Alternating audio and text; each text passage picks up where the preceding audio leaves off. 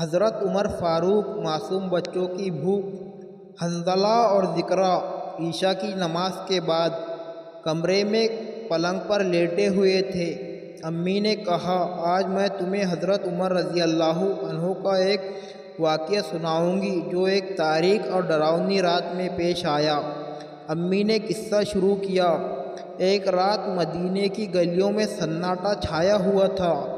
چاند کی ہلکی روشنی بھی کہیں کہیں گہری تاریکیوں میں چھپ گئی تھی۔ رات کی خاموشی اس قدر تھی کہ گلیوں میں ہر کوئی ڈرا ہوا محسوس کر رہا تھا۔ امی نے مزید کہا، حضرت عمر رضی اللہ عنہ اس تاریکی میں بھی اپنے حوصلوں کے ساتھ گشت کر رہے تھے۔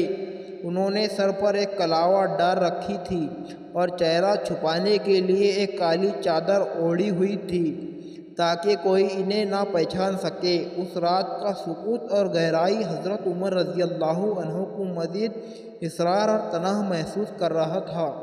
امی نے قصے کو آگے بڑھاتے ہوئے کہا، حضرت عمر رضی اللہ عنہ گشت کرتے ہوئے ایک چھوٹے سے گھر کے قریب پہنچے۔ اس وقت ہوا میں سردی کی جھلک اور ہوا کی سرسراہٹ تھی۔ انہوں نے سنا کہ ایک بڑھیا اپنے بچوں کو سلا رہی تھی، مگر بچوں کی بھوک کی وجہ سے وہ بے چین اور رو رہے تھے۔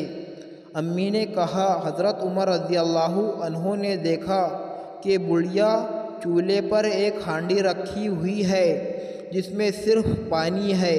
بڑھیا بچوں کو تسلی دے رہی تھی کہ کھانا تیار ہو رہا ہے، لیکن حقیقت یہ تھی کہ وہ پانی میں پتھر ڈال کر بچوں کو بہلا رہی تھی۔ حضرت عمر رضی اللہ عنہ کی دل کی دھڑکن تیز ہو گئی۔ امی نے کہا، انہوں نے بڑھیا سے پوچھا، ماں جی آپ کے بچے کیوں رو رہے ہیں؟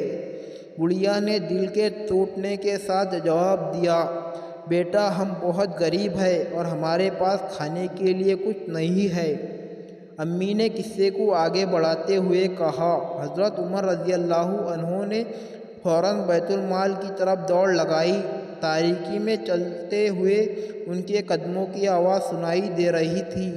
وہاں سے انہوں نے کھانے کا سامان اکٹھا کیا، آٹا، چاول اور کھجور اور گھی، اور پھر واپس بڑھیا کے گھر کی طرف روانہ ہوئے۔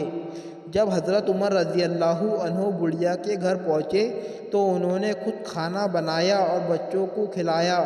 امی نے کہا، رات کی تاریکی میں حضرت عمر رضی اللہ عنہ کا یہ عمل ایک روشنی کی طرح تھا جو دلوں کو گرماتا تھا۔ امی نے قصے کا اختتام کرتے ہوئے کہا، بچوں نے پیٹ بھر کر کھانا کھا لیا اور خوش ہو گئے تو حضرت عمر رضی اللہ عنہ کی آنکھوں میں خوشی کے آنسو آ گئے۔ انہوں نے اللہ کا شکر ادا کیا کہ انہوں نے ایک بھوکے خاندان کی مدد کی۔ بچوں، اس قصے سے ہمیں یہ سبق ملتا ہے کہ ہمیں ہمیشہ دوسروں کی مدد کرنی چاہیے، خاص طور پر ان لوگوں کی جو مشکل میں ہو۔